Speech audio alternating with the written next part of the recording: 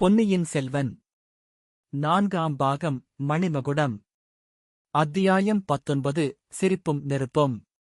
பூங்குழலி தன்னை படகுடன் சேர்த்துக் கட்டியிருந்த கட்டுகளை அவிழ்க்க அவசரமாக முயன்றாள். அது அவ்வளவு இலகுவான காரியமாக இல்லை. சண்டாளப் பாவிகள் கயிற்றைத் தாறுமாறாக விட்டு முடிச்சுக்கு மேல் முடிச்சாகப் போட்டிருந்தார்கள். பூங்குழலியின் சிறிய கத்தி படகின் அடியில் கிடந்தது. ஒரு கரத்துக்காவது விடுதலை கிடைத்தால் கத்தியை எடுத்து கட்டுகளை அறுத்து எறியலாம். ஆனால் பாவிகள் மணிக்கட்டுகளைச் சேர்த்துத்தான் பலமாக பின்புறத்தில் கட்டியிருந்தார்கள். பூங்குழலி மிகவும் கஷ்டப்பட்டு குனிந்து பற்களினால் கத்தியின் பிடியை கவ்வி எடுத்துக் கொண்டாள். பற்களினால் கவ்விய வண்ணமே கத்தியை பிடித்துக் கொண்டு கயிற்றை ஓரிடத்தில் அறுத்தாள். கைகளின் கட்டு சிறிது தளர்ந்தது. ஒரு கையை மிகவும் பிரயாசையின் பேரில் கட்டிலிருந்து விடுதலை செய்து கொண்டாள். பிறகு கயிறுகளை அறுப்பது சிறிது எளிதாயிற்று. கட்டுகளிலிருந்து முழுதும் விடுவித்துக் கொள்வதற்கு ஏறக்குறைய ஒரு நாழிகை நேரம் ஆகிவிட்டது.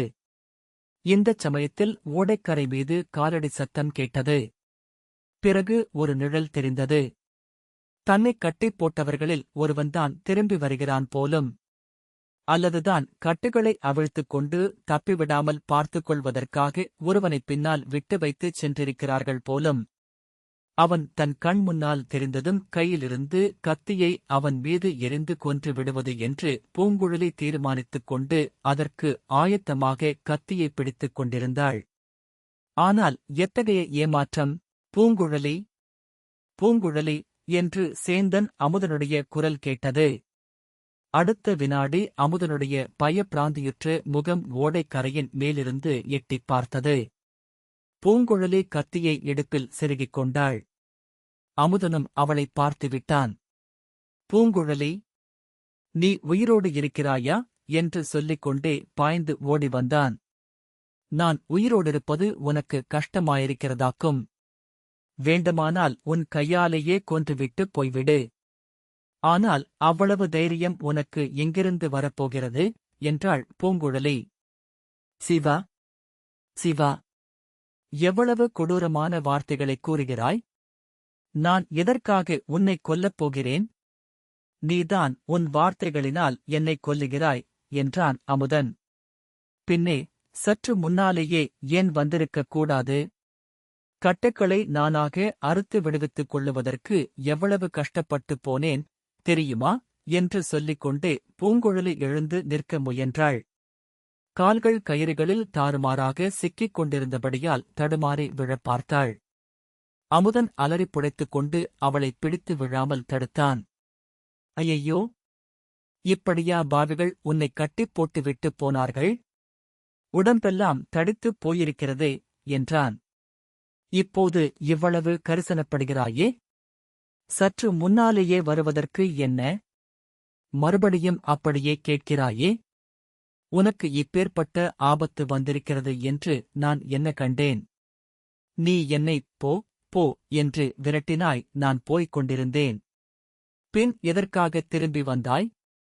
ஒருவேளை நான் செத்துப் போயிருந்தால் என் உடலை தகனம் செய்துவிட்டு போகலாம் என்பதற்காகவா? சிவபெருமான் தொண்டையில் விஷத்தை வைத்துக் கொண்டார். நீ நாக்கிலேயே வைத்துக் கொண்டிருக்கிறாய். உனக்கு ஏதாவது ஆபத்து நேர்ந்திருக்கலாம் என்று உன் அண்ணி சொன்னதைக் கேட்டு ஓடோட்டியும் வந்தேன். அதற்கு நல்ல பரிசு கிடைத்தது. இதற்குள் படகிலிருந்து ஓடைக்கரையில் இறங்கியிருந்தாள் பூங்குழலி. இந்தக் கத்தியை உன்மீது எறியலாம் என்றிருந்தேன். நீ தப்பித்தாய். இதே கத்தியினால் என் அண்ணியை முதலில் குத்திக் கொன்று விட்டுத்தான் மறுகாரியம் பார்க்கப் போகிறேன். அந்தச் சண்டாளி எங்கே இருக்கிறாள்? என்னை விட்டுவிட்டு உன் அண்ணியின் பேரில் எதற்காகப் பாய்கிறாய்? அவள் பேரில் எதற்காக இத்தனை கோபம்? உன்னைப் பற்றி எனக்கு அவள் சொன்னது குற்றமா? அவள்தான் என் அத்தையைக் காட்டிக் கொடுத்தவள். புதர் மறைவில் அவள் யாருடனோ இரகசியமாக பேசிக் கொண்டிருந்ததை நீ கூடத்தான் பார்த்தாயே என்றாள் பூங்குழலி. நீ நினைப்பது தவறு. உன் அண்ணி யாருடன் என்ன இரகசியம் பேசிக் கொண்டிருந்தாளோ என்னமோ? உன் அத்தையை அவள் காட்டிக் கொடுக்கவில்லை என்பது நிச்சயம். உன் அத்தையை பலாத்காரமாக பிடித்துக் கொண்டு போனவர்கள் உன் அண்ணியையும் மரத்தோடு சேர்த்து கட்டிப் போய்விட்டார்கள். அவளுடைய தலையில் அடித்து காயப்படுத்திவிட்டும் போய்விட்டார்கள். இது என்ன வேடிக்கை? நம்புவதற்கு முடியவில்லையே. உன்னை அவள் ஏமாற்றிவிட்டிருக்கிறாள். நல்லது, நீ ஏன் திரும்பி வந்தாய்? அண்ணியை எவ்விடத்தில் பார்த்தாய்? எல்லாம் விவரமாகச் சொல்லு என்று பரபரப்புடன் பூங்குழலி கேட்டாள். சேந்தன் அமுதன் அவ்வாறே விவரமாகக் கூறினான். அவன் தஞ்சாவூர் செல்லும் சாலையில் போய்க் கொண்டிருந்தான். பூங்குழலியை பிரிந்து போக மனமின்றி தயக்கத்துடனேதான் போய்க் கொண்டிருந்தான். அப்போது பக்கத்துக் காட்டிலிருந்து ஏதோ கூச்சலும் அலறும் குரலும் கேட்டன. பலர் விரைந்து நடந்து வரும் சத்தமும் கேட்டது. சேந்தன் அமுதன் சாலை ஓரத்து மரம் ஒன்றின் பின்னால் மறைந்து கொண்டான். கையில் வேல் பிடித்து வீரர்கள் 7-8 பேர் காட்டு வழியாக திடுதிடுவென்று நடந்து வந்து இராஜபாட்டையில் பிரவேசித்தார்கள். அவர்களுக்கு மத்தியில் ஒரு பெண் பிள்ளை இருப்பது போல தோன்றியது. மனிதர்களிடையில் சற்று இடைவெளி தெரிந்தபோது மத்தியில் இருந்தவள் பூங்குழலியின் அத்தை மாதிரி தோன்றினாள். அவள் அத்தையாக இருக்க முடியாது, அது தன்னுடைய மனப்பிரமை என்று சேந்தன் அமுதன் எண்ணிக்கொண்டான். அந்த வீரர் கூட்டம் சென்ற பிறகும் காட்டிற்குள்ளே இருந்து ஒரு பெண் பிள்ளையின் கூக்குரல் கேட்டுக் கொண்டிருந்தது.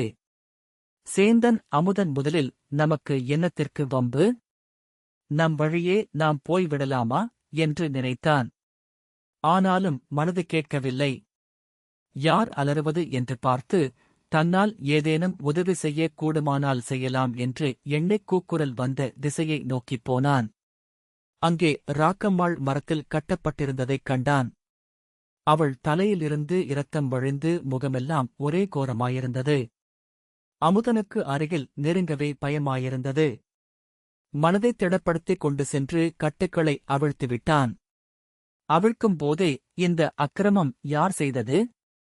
எதற்காகச் செய்தார்கள்? சற்று முன் சாலையில் வந்து ஏறின மனிதர் யார்? அவர்கள் மத்தியில் ஒரு பெண் பிள்ளையும் போனது போலிருந்ததே. அவள் யார் என்றெல்லாம் கேட்டான். ஆம் தம்பி, அவர்கள் உன் பெரியம்மாவை கட்டி இழுத்துக் கொண்டு போகிறார்கள். அதைத் தடுப்பதற்கு நான் முயன்றேன். அதற்காகத்தான் என்னை இப்படி அடித்துக் கட்டிவிட்டு போனார்கள். உன் மாமன் மகளும் பெரியம்மாவும் படகிலேறிப் போய்க் கொண்டிருந்தார்கள். படகிலிருந்துதான் பெரியம்மாவை கட்டி இழுத்து வந்தார்கள். பூங்குழலியின் கதி என்ன ஆயிற்றோ தெரியவில்லை, ஓடிப்போய்ப்பார் என்றாள். சேந்தன் அமுதன் திடுக்கிட்டு பூங்குழலியைத் தேடிக் கொண்டு புறப்பட்டான். அச்சமயம் ராக்கம்மாள், கொஞ்சம் பொறு தம்பி. பூங்குழலியும் அந்த ஊமை பிசாசும் படகில் ஏறி எங்கே புறப்பட்டார்கள்? உனக்கு தெரியுமா? உன்னை ஏன் விட்டுவிட்டு போனார்கள்? நீ எங்கே தனியாக கிளம்பினாய் என்று கேட்டாள்.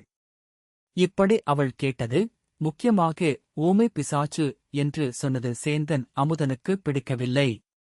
எல்லாம் அப்புறம் சொல்லுகிறேன் என்று கூறிவிட்டு கால்வாயை நோக்கி ஓடி வந்தான். பூங்குழலியையும் அந்த மனிதர்கள் அடித்துப் போட்டிருப்பார்களோ, ஒருவேளை கொன்றே இருப்பார்களோ என்ற பதைப்பதைப்புடனே வந்தான். பூங்குழலி உயிரோடிருப்பதையும் இரத்தக் காயமில்லாமலிருப்பதையும் பார்த்ததும் அவனுக்கு ஆறுதல் உண்டாயிற்று.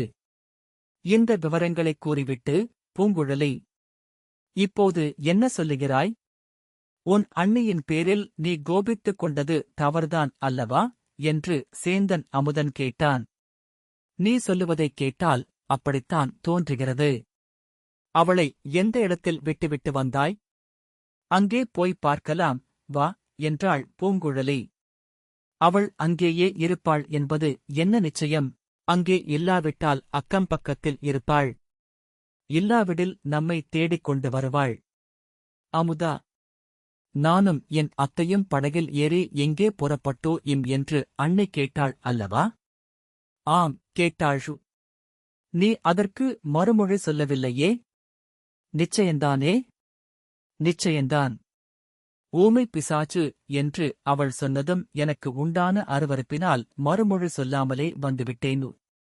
இனிமேல் நல்ல வார்த்தையாக கேட்டாலும் சொல்லாதே. நாங்கள் எங்கே புறப்பட்டோ என்பதை அவள் ஏன் தெரிந்து கொள்ள விரும்புகிறாள்? அதற்கு ஏதோ காரணம் இருக்க வேண்டும் அல்லவா?